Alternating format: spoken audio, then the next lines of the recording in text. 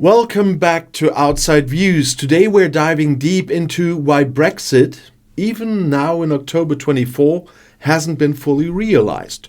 We're not talking about political promises or missed expectations here. Instead, we'll focus strictly on the specific agreements made during Brexit, what was set in motion, and why so many of these measures are still waiting to be implemented or have extended deadlines. Let's start with the foundation of post-Brexit EU-UK relations, the Trade and Cooperation Agreement or TCA. The TCA established everything from trade rules to security arrangements and digital regulations between the UK and the EU. And one central piece in the TCA is data adequacy. Data adequacy essentially means that the UK must meet EU standards for handling personal data to enable unrestricted data flow between the two regions. This impacts every business that needs to transfer data between the UK and the EU, whether in finance, e-commerce, or even health services. Without full data adequacy, UK businesses would face legal hurdles and potential penalties for data breaches, impacting international competitiveness. Now, while the UK has been granted provisional data adequacy, full compliance with EU standards remains unfinished. The UK's temporary adequacy status is regularly reviewed, which means that at any point, if the EU finds UK data protection standards lacking, this status can be revoked. And if that happened, UK businesses would face an immediate need for costly legal arrangements, like standard contractual clauses just to process data across the UK-EU border. For smaller businesses, this could mean an additional financial and administrative burden, making it harder to compete with their EU counterparts who face no such barriers within the EU single market. And now, let's move on to the Northern Ireland Protocol. The protocol was set up to prevent a hard border on the island of Ireland, which is crucial for maintaining peace under the Good Friday Agreement. The protocol essentially keeps Northern Ireland aligned with certain EU single market and customs union rules, which prevents a border between Northern Ireland and the Republic of Ireland. But in practice, it creates a customs border in the Irish Sea, meaning that goods moving from Great Britain to Northern Ireland need to go through specific checks and meet certain EU standards. The UK and the EU introduced the Windsor framework to address these issues by implementing a so-called green lane for goods intended solely for Northern Ireland, cutting down the red tape involved. However, as of today, the full operational structure of this green lane isn't yet in place. Not all systems are ready, and as a result, businesses are still dealing with delays and disruptions. Some suppliers from Great Britain have even stopped sending goods to Northern Ireland because of the complexity and costs involved in navigating these new rules. For Northern Ireland's economy, this continued disruption means fewer options and potentially higher prices on goods.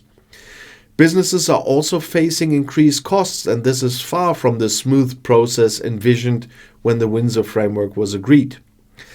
And now, let's take a look at one of the biggest looming changes, the euro clearing. Euro clearing is an essential process in global finance, especially for trades conducted in euros, and the City of London has long been the main hub for this activity.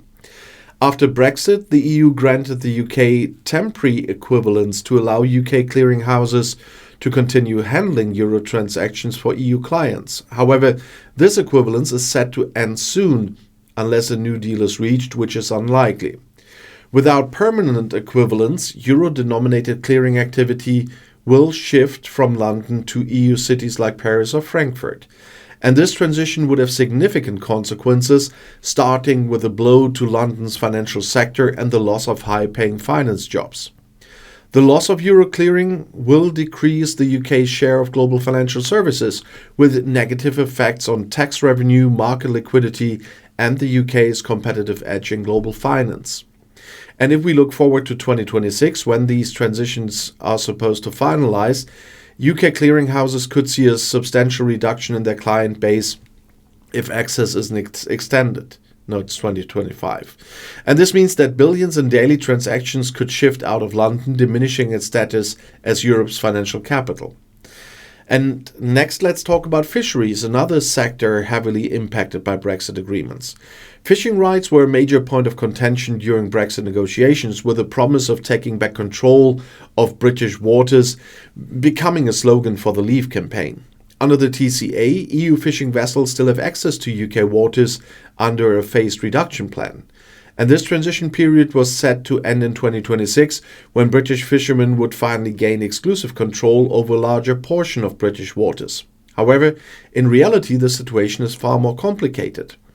There are ongoing discussions about extending this transition period even further, which would continue to allow EU vessels access to more of UK waters. And if this extension happens, British fishermen who expected a swift return to their waters would see their benefits delayed once again. And this has far-reaching implications for coastal communities in the UK. Many fishing businesses invested in boats, equipment, and processing facilities, anticipating greater access to fishing grounds and potential expansion in their industry. And if EU vessels continue to fish in UK waters, which is to be expected, these investments may not yield the expected returns. Moreover, without exclusive access, the fishing industry in the UK faces continued competition, leading to smaller quotas for British fishermen and lower profitability in the sector. But they forgot something in the whole thing. Access for this fish they catch to the EU market. And the access for the fish will go down as much as the allowance for the EU fishing vessels will go down. When the UK left the EU, it initially set up rollover deals as well to retain market access to various countries under terms similar to the EU's agreements. Japan, for example, entered a rollover agreement that mirrored the EU-Japan trade terms kinda. But these rollover deals are temporary, intended to last only until the UK could secure its own independent trade agreements. And the agreement the UK has with Japan is much less favorable than the deal the EU has with Japan. And similarly, the UK-Canada rollover deal was another agreement that faced an impending expiration, even if they say something different now. But without renegotiations, tariffs and trade barriers could come into play, which would impact industries dependent on exports to Canada and imports of Canadian goods. And if these deadlines that are still there pass without new deals, British businesses will face new tariffs, higher prices, reduced market access, and the challenge here is significant. The UK is negotiating from a position of less influence than it had as part of the EU, and it's quite hard to see any deal being as favorable as the earlier ones. But now let's turn our attention to the UK's own market protections that remain unimplemented. One key area is customs checks on goods entering from the EU. Post-Brexit, the UK planned to introduce comprehensive border checks on EU imports to protect its market from unchecked goods and ensure that all imports meet UK standards. But the implementation of these checks has been delayed several times due to concerns about supply chain disruptions and the potential impact on prices, or not being ready technically. As of today, EU goods in many cases still continue to enter the UK without full customs scrutiny, and that leaves the UK vulnerable to market distortions where goods that may not meet UK standards can enter without sufficient oversight. If unchecked imports continue, this could lead to quality control issues, unfair competition, and a reliance on lower standard goods entering the UK market. And now, let's discuss retained EU laws, another area of incomplete implementation. When Brexit occurred, the UK decided to retain many EU regulations covering environmental standards, consumer protections, and safety laws to ensure continuity and prevent a regulatory gap. While the government has made plans to review and potentially repeal these laws, the process has been slow and complex since Tory times. For example, environmental protections are still largely aligned with EU standards, which helps maintain trade with the EU but reduces the UK's legislative independence in this area. Consumer protection on goods also largely mirrors EU standards, allowing smoother trade, but again showcasing how Brexit's practical implications haven't fully severed UK-EU alignment.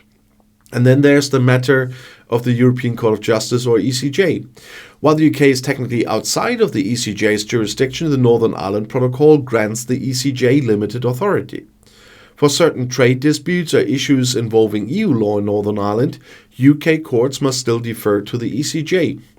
Although the ECJ's role is restricted, it's an ongoing reminder that Brexit's legal separation isn't absolute.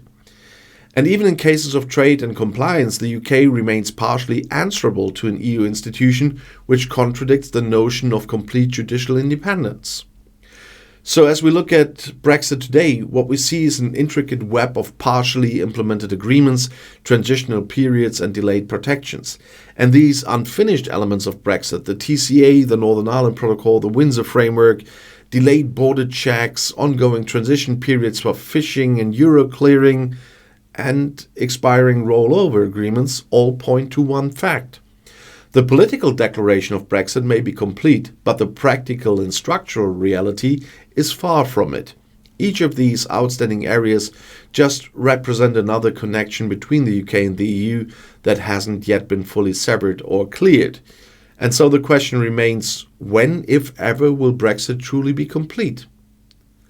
And there need to be a lot of things changed. And one thing is that I wish that YouTube would really start sending stuff out from some EU country to their EU creators. You see the lamp back there. There was a gift from YouTube this year. They send out gifts to some creators that were on YouTube for quite some time, making a lot of videos doing that. And they did a couple of gifts, and I'm still waiting for one.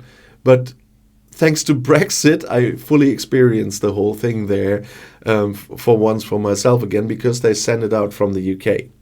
And it's stuck in German customs for almost 3 weeks now, because something was not complete in the paperwork. That's at least what the German post is telling me. And so it's in limbo for 3 weeks now. So there you see that Brexit really has real-life consequences for all of us. And we will definitely continue to see some of those. And if you want to see another video right now, the next one is right here in the end screen. I'll see you there. I'll be back.